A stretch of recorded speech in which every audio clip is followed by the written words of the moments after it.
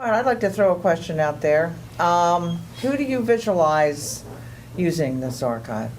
Well, we have all these universities and music programs, jazz scholars, community, and even high schools. You know, they need to put the music back in public schools, the art and the music here in Philadelphia. So, it could be a range of users. So I'm pioneering the Jazz Education Initiative at WRTI. And the idea behind this initiative is to, one, bring to the attention of young folks that there's this radio station called WRTI. You have several schools, Dunbar Elementary, a few charter schools, engineering and science, all within 5 blocks of WRTI. Kids walk past that building every day, have no idea. Right. You have 17,000 students that live on the campus of Temple University that walk past that building and have no idea that there's a radio station in that building. So a portion of this initiative is to bring to their attention that this radio station exists through tours of the radio station, witnessing a Facebook Live session at the radio station, things along those lines. The other part of that is to introduce them to the music through Facebook Live sessions, spending time, meeting folks at the radio station, the different departments, because everybody, you say radio station, they picture a microphone and a booth. Right. And that's it. They don't know there's a membership department, an underwriter department, things along those lines. Doesn't RTI stand for Radio Training Institute? How about that? Yeah. All right. So, that is correct. All right. So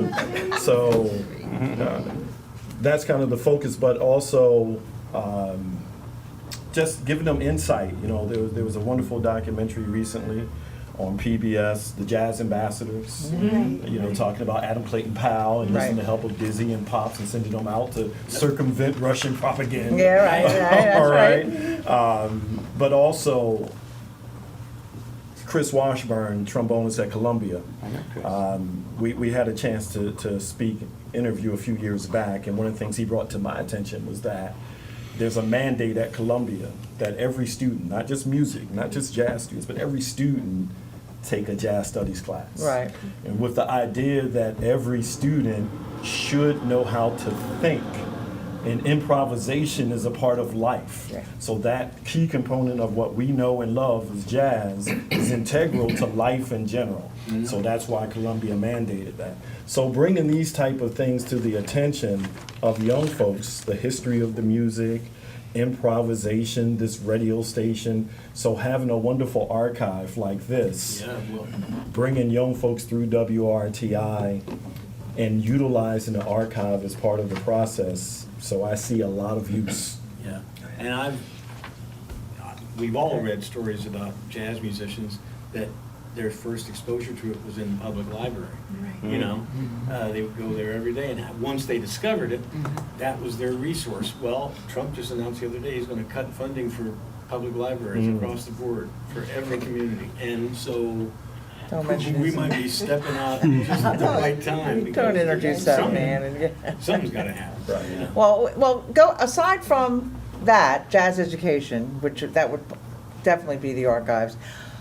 Can you see a tangential way people would use, coming from a different, like how, because Pew's going to want to know, Museum. you know, it's obvious you're going to attract jazz scholars, history scholars, you know, this kind of stuff, and high school students, and that's all great. They're going to want to know, who else is going to want to know this? Well, you know, we have a major jazz, we have a couple major jazz festivals. One of the things that, and we have people come from out of town for those festivals, one of the things that you might want to do is to have a tour Yep. of the archives.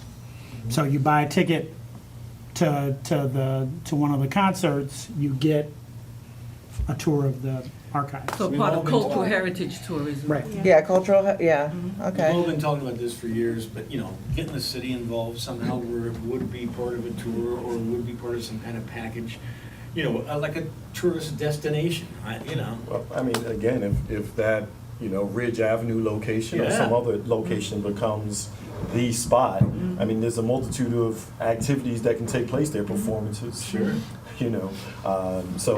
Again, folks that are visiting that location for whatever the reason may be, it may not just be, for the purpose of archive, checking out the archives, but a byproduct of their visit would be to check out that archive. Oh, Yeah. there's a strip like they have in Kansas City, or, I mean, The other thing that I think we need to do is educate the educators, because oftentimes they don't know what resources they have available that they can use to teach their students.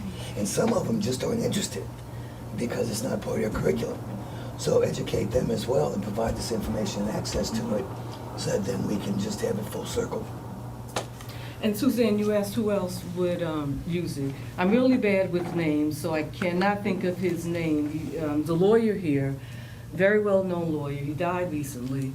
The one on jazz and improvisation, jazz and entrepreneurship. And one of the best events I ever attended was at the World Cafe Live, was for startups.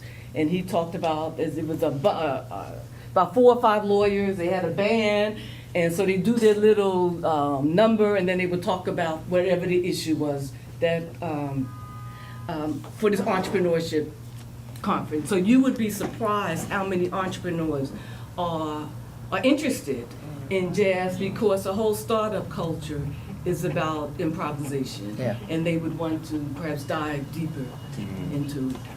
So even business schools would? Business schools, absolutely. Yeah. The more the archive is a people's archive, the more material that comes from the people, the more the people will show up at the archive. That's true. Okay. To see themselves, to Right. see I was their And their works. Just as And a point of along that information. line, help them know what's worth preserving. It's not just compositions.